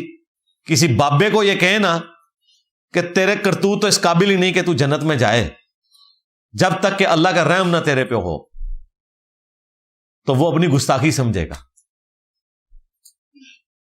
ظاہر ہے بابوں سے تو ہم اسی لیول پہ بات کریں گے، پروفٹ سے تو ہمارا ایک پروٹوکول ہے کہ یا رسول اللہ کیا آپ بھی اللہ کی رحمت کے بغیر صرف اعمال کی بنیاد پہ جنت میں نہیں جا سکتے؟ آپ کے تو اعمال سب سے اعلی ہیں. تو نبی علیہ السلام نے کوئی ڈھکی چھپی بات نہیں کی. آپ نے فرمایا کہ ہاں میں بھی، جب تک کہ میرے رب کی رحمت مجھے ڈھانپ نہ لے. اب مجھے بتائیں اس کے ہوتے ہوئے کوئی شخص یہ متکبرانہ جملہ بول سکتا ہے کہ قیامت تک میرے جتنے مرید ہیں جو میرے نام لیوا ہوں گے، مجھے اللہ تعالیٰ نے رجسٹر دے دیا جس میں ساروں کے نام لکھے ہوئے ہیں، میں اس وقت تک جنت میں نہیں جاؤں گا جب تک ان ساروں کو لے نہ جاؤں؟ دادا میں کہتا ہوں بابوں کی بزرگی چھوڑو، ان کا اسلام بچانا بھی ناممکنات میں سے ہے جو تم نے بابوں کے بارے میں کلیم کیا ہوا ہے. اب نیا ورژن مارکیٹ میں آ گیا، کہتے ہیں بابے تو اس طرح کی کوئی بات کر کے نہیں گئے. چلو جی پھر بابے بھی فارغ ہو گئے جی. ظاہر ہے بابے کے نال لگے ہی تاں سن جے تسی کہو کہ بابے بھی بیچارے اپنی آخرت دی فکر سن دے، لوگ کہنے کہ خزماں نوں کھان پھر ساڈا کی لینا دینا. جیڑا اپنی آخرت دی فکر ہے جس نے ساڈے کام ہی نہیں آنا بابے نے، تو پھر اسی اپنے نال اودی نسبت کیوں جوڑیے؟ ابھی اگلے دن ایک بندے نے نا ایک زبردست بات کی تو اس سے مجھے ایک بات کلک ہوئی. اس نے مجھ سے یہ پوچھا، ہاں پچھلی افطار میں آئے ہوئے تھے وہ جو ہمارے جو لاہور سے لوگ آخری افطار میں آئے ہوئے تھے اندر اسٹرانگ روم میں. ہاں وہ مجھے کہنے لگے جی ایتے میں بریلوی ہاں لیکن ہوں میں چینج ہو گیا، لیکن ہالے بھی منو بریلویاں دا درد بڑا ہے، بریلویاں نو سمجھاؤ. میں نے کہا جی کیا سمجھاؤں؟ کہتے ہیں دیکھیں یہ ہمارے باپا جانی نے، وہ ان کا پورا رسپیکٹ سے نام لے رہے تھے، ظاہر میں بھی رسپیکٹ دیتا ہوں، میرے ایکس مرشد ہیں. میں نے کئی ویڈیوز میں کہا کہ میرے باپ سے بڑھ کر احسان مجھ پہ الیاس قادری صاحب کا ہے، کیونکہ میں بڑی چھوٹی عمر میں نیکی کے راستے پہ جس کو نیکی سمجھتے ہیں وہ آ گیا تھا ان کی وجہ سے. تو وہ کہنے لگے کہ باپا جانی دیکھیں ہمارے باپا جانی پوری بریلویت کو گمراہ کر رہے ہیں. میں نے کہا جی کیسے؟ کہتے ہیں دیکھ یہ کہتے ہیں صلو علی الحبیب اور آگے سے لوگ کہتے ہیں صلی اللہ علی محمد، تو یہ آدھا درود پڑھ رہے ہیں، یہ پوری بریلویت کو گمراہ کر رہے ہیں. تو آپ ان کو سمجھائیں کہ شیعہ تو پورا درود پڑھتے ہیں اللہم صلی علی محمد وعلی آل محمد، اہل حدیث بھی پورا درود پڑھتے ہیں اللہم صلی علی محمد وعلی آل محمد کما صلیت علی ابراہیم آنورڈ یا صلی اللہ علیہ وآلہ وسلم، اور باپا جانی جو ہیں وہ پڑھتے ہیں صلی اللہ علی محمد. تو ان کو سمجھائیں کہ یہ پڑھیں صلی اللہ علی محمد و آلہ، ٹھیک ہے، پورا درود کریں. ظاہر نماز میں ہم آل کے سمیت پڑھتے ہیں، بخاری میں موجود ہے یا رسول اللہ آپ نے سلام ہمیں سکھایا السلام علیکہ ایھا النبی، ہمیں بتائے ہم آپ اور آپ کے اہل البیت پر درود کیسے پڑھیں. تو بخاری مسلم کے الفاظ ہیں، نبی علیہ السلام نے درود ابراہیمی تعلیم فرمایا. تو ان کا ویڈیو میں ذکر کریں. تو میں آج مجھے وہ ضمناً یاد آ گیا، تو وہ مجھے ساتھ ہی کہنے لگے دیکھیں باپا جانی نے کیا کام ڈالا ہے، یہ اپنے مریدوں کے ساتھ اتاری لکھواتے ہیں اپنی نسبت کی وجہ سے، اتاری لکھواتے ہیں. تو میں نے کہا باپا جانی کا کوئی قصور نہیں ہے، ان کے بڑوں نے بھی یہی کیا. اور وہ یہ گلہ کر رہے تھے کہ قادری لفظ کو ہٹا کے نا اتاری لگا دیا ہے. یہ حقیقت ہے، یہ میرے سامنے ہوا ہے. 2001 سے پہلے تک قادری لکھا جاتا تھا، قادری رضوی احمد بریلوی صاحب کی نسبت سے. ہم بھی لکھتے تھے، میری پرانی جو کتابیں ان میں لکھا ہوا ہے قادری رضوی. پھر 2001 میں انہوں نے اناؤنسمنٹ کی کہ جی اتنے لمبی دھومیں لگانے کی بجائے، کیونکہ ضیائی بھی لکھنا پڑتا تھا، ضیاء الدین مدری کے یہ خلیفہ ہیں، وہ کہتے ہیں 3-4 کی بجائے اتاری لکھو. تو اتاری کا مطلب یہی ہے کہ یہ قادری بھی ہے، ضیائی بھی ہے، رضوی بھی ہے. بات تو صحیح ہے. یعنی اگر آپ پاکستانی لکھیں گے تو انڈرسٹوڈ ہے کہ وہ پنجاب کا بھی رہنے والا ہے اور اس کے بعد وہ لاہور کا بھی رہنے والا ہے، اور اس کے اندر اگر کسی تحصیل کا رہنے والا بھی ہے تو وہ ضرورت نہیں پاکستانی لکھ دیا تو مطلب ہے کہ سارا کچھ بیچ میں ہو گیا. یا وائس ورثہ بھی ہو سکتا ہے. اگر کوئی اپنے نام کے ساتھ لکھ دیتا ہے لاہوری تو پنجابی بھی ہو گیا, لاہور کا بھی ہو گیا, پاکستانی بھی ہو گیا. انڈرسٹوڈ ہے. تو وہ کہتے ہیں یہ اتاری لکھوا رہے. تو میں نے کہا ان کا کوئی قصور نہیں, ان کے بڑوں نے بھی یہی کیا ہے. میں نے کہا آپ کے خیال میں کیا لکھنا چاہیے؟ وہ کہتے ہیں جی قادری لکھنا چاہیے. میں نے کہا ہاں ہوں آئے ہو نا ڈاڑھ تھلے. میں نے کہا قادری سلسلہ تو ہے ہی کوئی نہیں تھا. کشف المحجوب اٹھا کے دیکھیں, تصوف کے 12 سلسلے ہیں. علی بن عثمان حجویری نے تصوف کے اہل سنت میں 12 سلسلے لکھے ہیں, ان میں قادری سلسلہ ہے ہی نہیں. وہ کہاں سے ہونا تھا؟ عبد القادر جیلانی جو ہیں وہ ان کے فوت ہونے کے بعد تو پیدا ہوئے ہیں. عبد القادر جیلانی کا جو سن پیدائش ہے نا 471 ہجری ہے, اور علی بن عثمان حجویری 465 ہجری میں ان کی پیدائش سے 6 سال پہلے فوت ہو گئے تھے. ان کے 6 سال کے بعد عبد القادر جیلانی پیدا ہوئے ہیں, پھر لمبی عمر پائی, 90 سال کے فوت ہوئے 561 ہجری میں. تو ظاہر علی بن عثمان حجویری نے قادری سلسلہ کہاں سے لکھنا تھا؟ قادری سلسلہ اصل میں جنیدی سلسلہ تھا, جنید بغدادی کی نسبت سے, اور وہ سلسلہ جنیدی آپ کو کشف المحجوب میں ملے گا. اور خود علی بن عثمان حجویری بھی جنیدی سلسلے سے ہیں, اور عبد القادر جیلانی بھی جنیدی ہیں, کیونکہ عبد القادر جیلانی کے جو پیروں کے پیر ہیں وہ جنید بغدادی کے خلیفہ ہیں.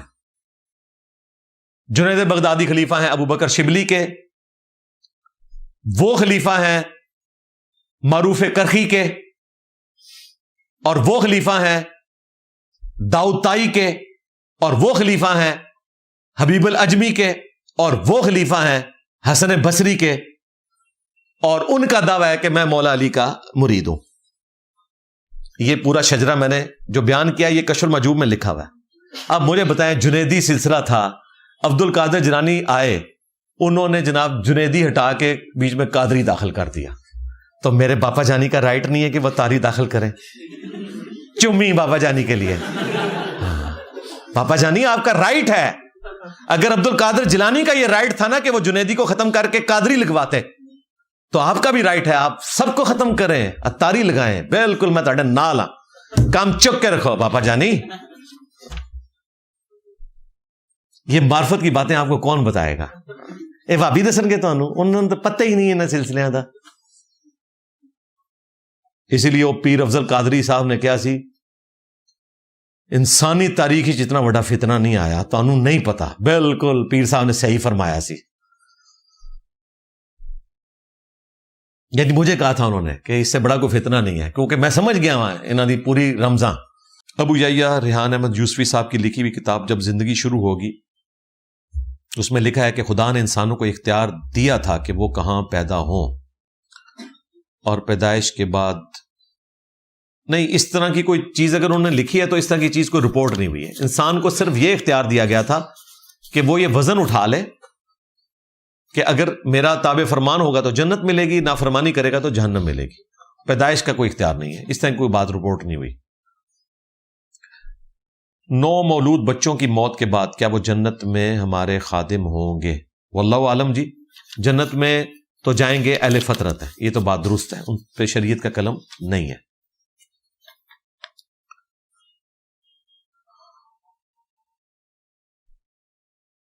آن لائن لون لینے پر زیادہ پیسے واپس کرنے پڑتے ہیں, کیا یہ سود ہوگا؟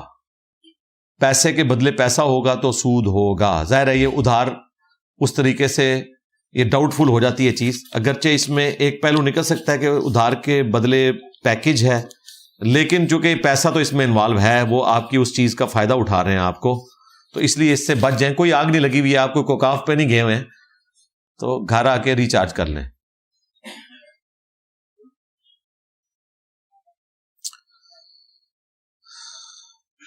سورہ صاد کی آیت نمبر 34, اس آیت کا مفہوم وضاحت کے ساتھ بیان کر دیں. اس کے لیے آپ تفہیم القرآن پڑھیں. یہ سیدنا سلیمان علیہ السلام کو جو جسم دکھایا گیا کرسی پہ مردہ حالت میں, اس کی تفسیر انہوں نے بیان کیا, اور بلکہ سلیمان علیہ السلام کے اوپر جو فلم بنائی ہے ایران والوں نے, انہوں نے اس ٹاپک کو باقاعدہ اس میں فلمایا کہ اس سے مراد کیا تھا. کسی جگہ پر نبی اسلام کا نام لکھا ہو اس کی طرف پیٹ کر کے بیٹھ سکتے ہیں یا نہیں؟ یار یہ اللہ رسول کو پیٹ کرنا ان کی تعلیمات کو پیٹ کرنا ہوتا ہے. فزیکلی جو پیٹ ہے یہ کوئی گستاخی کے زمرے میں نہیں آتی. اس کے بغیر تو دنیا میں نظام چل ہی نہیں سکتا بھائی. آپ مسجد کی جو اوپر والی منزل میں لوگ نماز پڑھ رہے ہیں, نچلی والی منزل میں الماریوں کے اندر قرآن رکھے ہوئے ہیں, تو آپ کیا کہیں گے؟ گستاخی ہو گئی ہے. اس طرح نہیں گستاخی ہوتی بھائی, جب تک کوئی انٹینشنلی گستاخی کی ایکٹیویٹی پرفارم نہ کرے. کچھ لوگ کہتے ہیں رات کو کچا پیاز نہیں کھانا چاہیے, اس کا حوالہ وہ حدیث سے بھی دیتے ہیں.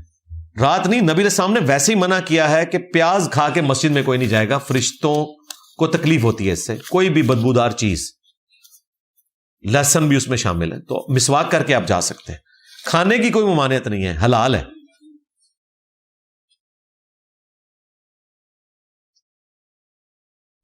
آپ کے نزدیک دوستی کی تعریف کیا ہے؟ دوست کسے کہتے ہیں؟ یہ کیا بات ہے جی, مجھے نہیں سمجھ, کیا کہنا چاہ رہے ہیں جی؟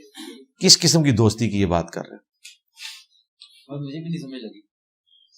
اللہ کے ساتھ دوستی کی بات کر رہے ہیں, مخلوق کے ساتھ کس طرح کا دوست بنانا چاہیے, کیا معیار رکھنا چاہیے کہ دوست؟ معیار یہ ہے, بخاری مسلم میں حدیث ہے, نبی علیہ السلام نے فرمایا کہ اس شخص نے ایمان کی حلاوت چکھ لی جس میں 3 نشانیاں ہیں. اللہ اور اس کا رسول عز و جل و صلی اللہ علیہ وآلہ وسلم اسے پوری دنیا میں سب سے بڑھ کر محبوب ہو. نمبر 2, اس کی دوستی اور دشمنی کا معیار اللہ کی ذات ہو. جی دوستی کا لفظ آ گیا. تیسرا, کفر کی طرف لوٹایا جانا اس کے لیے اتنا ہی مشکل ہو جائے جتنا زندہ آگ میں جلنا, یعنی وہ آگ میں جلنے کے لیے تیار ہو جائے لیکن ایمان نہ چھوڑے. ٹھیک ہے جی. بچوں کا محمد نام رکھ سکتے ہیں؟ رکھ سکتے ہیں, کیا سنت ہے. سیدنا ابوبکر نے اپنے بیٹے کا نام محمد رکھا ہوا ہے, محمد بن ابی بکر. انہوں نے بچپن میں نبی اسلام کی بھی زیارت کی ہوئی ہے لیکن بہت چھوٹے تھے. اس کے بعد سیدنا ابوبکر فوت ہو گئے تو ان کی والدہ سے مولا علی نے شادی کر لی, اسما بنت امیس, اور پھر مولا علی نے ان کی پرورش کی. اور جنگ جمل میں یہ سیدہ عائشہ کو سمجھاتے تھے کیونکہ ان کے بھائی بھی لگتے تھے اور مولا علی کے بیٹے بھی تھے. بیٹے اس اعتبار سے کہ مولا علی ان کے باپ لگتے تھے, والد تو نہیں تھے, والد تو ان کے سیدنا ابوبکر تھے. تو انہوں نے اپنے بیٹے کا نام محمد رکھا. پھر مولا علی نے اپنے بیٹے کا نام محمد رکھا ہے, محمد بن حنفیہ, جن کی حدیثیں موجود ہیں بخاری مسلم میں. حنفیہ نامی عورت سے مولا علی کے ایک بیٹے ہیں محمد بن حنفیہ. تو محمد نام رکھ سکتے ہیں. ہمارے سب کانٹیننٹ میں نا اکیلا محمد نام رکھنا نا ایک کلچرل گستاخی بن چکا ہے. پریکٹیکلی میرا نام بھی محمد ہے, یہ علی تو صرف لگا ہوا ہے اس وجہ سے کہ سب کانٹیننٹ میں ہے, ورنہ میرا نام بھی محمد ہی ہے. اور اگر میں عرب ملکوں میں جاؤں نا تو وہ مجھے محمد بن علی پکاریں گے. وہ یہ انڈرسٹوڈ سمجھتے ہیں کہ علی والد کے نام کی وجہ سے لگا, حالانکہ میرے والد کا نام علی نہیں ہے. تو وہ خود سمجھ لیتے ہیں کہ علی باپ کی نسبت کی وجہ سے نام اس کا محمد ہے. عرب میں تو چل جاتا ہے لیکن عجم میں یہ مسئلہ ہے. اب کچھ لوگوں نے ہمت کی ہے, میں نے دیکھا اہل حدیث کو میں کریڈٹ دوں گا, اہل حدیث اپنے بچوں کے نام محمد رکھتے ہیں اور پھر وہ پکارتے بھی ہیں محمد کہہ کے بھی. بریلویوں سے بچ کے ہی پکارا کریں, وہ کچھ بھی کر سکتے ہیں. مفتی حنیف قریشی صاحب نے اگلے دن خود بتایا, ان کا اپنا ایک جاننے والا ہے, اس نے اپنے بیٹے کا نام محمد رکھا. ایک کارٹون تھا جو اس نے اپنے بیٹے کو گفٹ کیا, یا اس کے بیٹے نے کارٹون بنایا تھا اور نیچے اس نے اپنا نام لکھا کہ میں نے بنایا, جیسے کوئی مصور جو ہے وہ سگنیچر کر دیتا ہے. اس پہ 295 سی لگ گئی. کتنے مہینے وہ اندر رہا ہے بندہ. پھر مفتی حنیف قریشی صاحب نے جا کے سفارش کی, گواہیاں دیں وہاں پہ کہ یہ محمد اس کے بیٹے کا نام ہے, اس نے کارٹون کے اوپر محمد نہیں لکھا. آپ اندازہ کریں کہ کتنا خطرناک معاملہ ہے.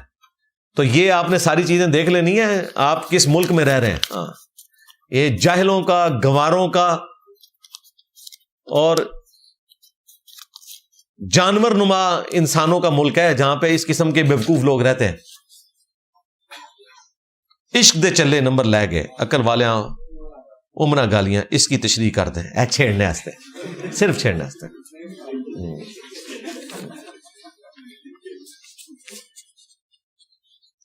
عشق دے چلے اتھے بھی ذلیل ہوئے میرے ہتھوں, اگے بھی ذلیل ہی ہون گے. ہاں, اور عقل والے یہاں بھی بازی لے گئے, اور بازی لے گئے نا, میں نبی سا ہے ہی کوئی نہیں, تیرے بابے تھے شے ہی کوئی نہیں. یہ عقل کی بازی ہے عشق کے اوپر. وہ آپ نے اب شعر نہیں سنانا ڈاکٹر صاحب کا, بے خطر کود پڑا آتش نمرود میں عشق. توبہ استغفار, حضرت ابراہیم علیہ السلام کودے نہیں تھے, ان کو دھکا دیا گیا تھا, ورنہ کبھی بھی وہ آگ میں نہ ڈالے جاتے. کودا نہیں تھا, پھینکا گیا تھا. اور یہ سب سے پہلے ہمارے استاد غامدی صاحب نے گرفت کی تھی اس شعر کے اوپر.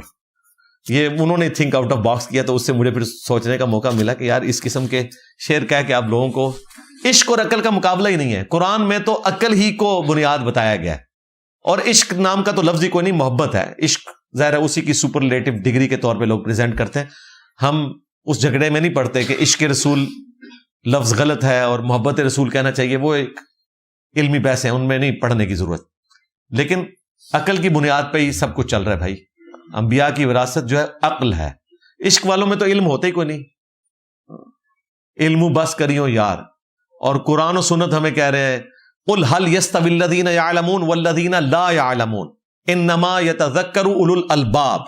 اے نبی تم فرماؤ کہ علم والے اور بغیر علم والے برابر نہیں ہو سکتے, نصیحت تو حاصل نہیں کرتے مگر عقل والے. تو قرآن عقل والا کس کو کہہ رہا ہے؟ علم والوں کو. عشق کو یہ ویسے صحیح لکھا ہے, عشق دے چلے ہی ہونے نے, چلے نے نا, انہوں کو علم تے کو نہیں نا, تے چلے ہی نے نا. تو قرآن تو کہہ رہا ہے بھائی علم والے. نبی علیہ السلام کو ایک دعا سکھائی گئی کرٹیکل, قل رب زدنی علما. اے نبی آپ بھی دعا کیا کریں, اے میرے رب میرے علم میں اضافہ کر دے, میرے عشق میں اضافہ کر دے, میرے جنون میں اضافہ کر دے. نہیں, علم میں. علم اور عقل یہ دونوں ایک سمجھ لے کمبائنڈ چیزیں ہیں, ایک دوسرے کے ساتھ جڑی ہوئی ہیں. اور عشق اور چلا پن یہ بھی لازم و ملزوم ہے. ٹھیک ہے. اگر اللہ کی اجازت کے بغیر کچھ نہیں ہوتا تو گناہوں کی سزا کیوں ملے گی؟ نہیں, اللہ نے تو نہیں کہا آپ گناہ کریں, اللہ نے کھلی چھٹی دی ہوئی ہے اور ساتھ کہا کہ میں پکڑ لوں گا. یہ مسئلہ تقدیر ہے, اس میں میری تفصیلی ویڈیو ریکارڈ ہے, وہ آپ دیکھ لیں. ابھی کچھ پرچیاں باقی ہیں, انشاءاللہ ان کو اگلی دفعہ کر لیں گے, کیونکہ آلریڈی کافی ٹائم اوپر ہو چکا ہے. وہ شام بھائی نے ٹائم لے لیا نا, ورنہ یہ میری 8-10 پرچیاں اور کور ہو جانی تھی, اور وہ کرنا ضروری تھا. لوگ تو تیاری میں بیٹھے ہوتے ہیں نا, تو کرنٹ افیئر ہے, باقی تو میں سارے کچھ ریکارڈ کرا بیٹھا ہوں, میں کرنٹ افیئر سے ہی بولنا ہے, اور اسی میں ہی ٹیسٹ ہے نا سننے کا بھی. آپ دیکھ لیں 5 ملین تک سبسکرائبرز ہیں بعض لوگوں کے, 4 ملین 3 ملین. ویورشپ کتنی ہے؟ 1500 2000 2500 3000. اتنے سونے سونے تھامنیل بنے ہیں پروفیشنل قسم دے, اور اونا پھر کہتے ہیں جن کی اپنی تعداد کروڑوں میں ہے, اور ان کے واحد وہ ٹاپ کے مفتیاں اور علماء ہیں, نہیں لوگ دیکھتے. اس کی وجہ یہ ہے کہ ان کے پاس وہی کہانیاں, وہی گلے شکوے. ہاں کبھی میری کوئی تصویر لگا دیں, کوئی تھوڑے زیادہ ویوز مل جاتے ہیں. تو ہم نے ان کو بھی ریکویسٹ کی کہ کرنٹ افیئرس پہ بولا کریں, امت کو گائیڈ کریں کہ اس صورتحال میں آپ نے کیا کرنا ہے.